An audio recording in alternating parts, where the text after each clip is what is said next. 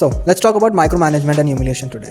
Micromanagement is a type of office culture which includes excessive supervision, constant oversight, and demeaning comments. And these two go hand in hand. And the opposite to micromanagement is empowerment, which includes autonomy, trust, and decision-making power to each and every employee. So now you know about micromanagement, humiliation, and empowerment. Now let's decode this through a very classic example of rocket science. Decide कितना किया है? जो quotation में sir बाकी taxes वगैरह है। Taxes तो सरकार को मिलेंगे ना यार, हमें क्या मिलेगा? आपको मशीन्स मिलेंगी सर।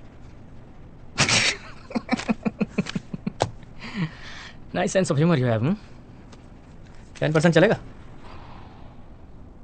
सर क्यों मजाक कर रहे हैं? एटीट्यूड प्रोफेशनल नहीं है बस तुम्हारा। ऐसे तो काम मुश्किल हो जाएगा।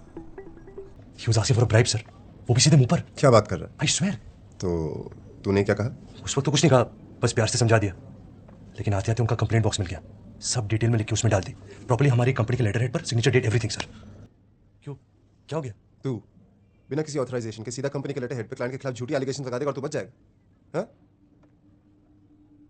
साफ कंपनी लेटर हेड पे फौजी का केस बनता है सर। One second boss.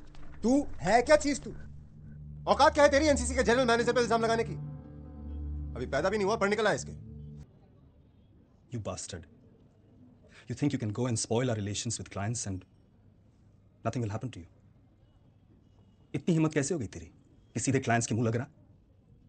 एक पैसे का माल बेचा नहीं अब तक और जबान 200 गज की। I'll slap you so hard, हमेशा के लिए जबान अंदर चली जाएगी। So, what we just saw, that the management emphasis on process and results through any means, and by any means, I mean even bribing over integrity and individual thought. मैं company में partner? नहीं, ऐसा नहीं हो सकता। क्यों नहीं हो सकता? तुम पीछे असेंबल कर सकते हो? हाँ। तो तुम इस कंपनी में पार्टनर भी बन सकते हो। लेकिन मेरी जॉब तो चाय बनाने की है।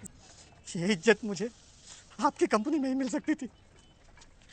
जिस दिन पहली बार आपने मुझे छोटे लाल की जगह मिश्रा जी कहा, उसी दिन आपने मुझे बड़ा बना दिया था।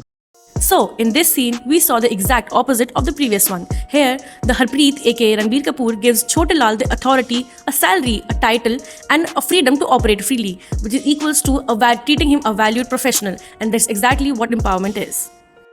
So, what do we learn from Rocket? We saw that micromanagement, that is control over competence and treating employees like replaceable parts, only leads to failure and dishonesty. Whereas empowerment is exactly the opposite of this. It is basically delegating the authority and the respect and not just the task.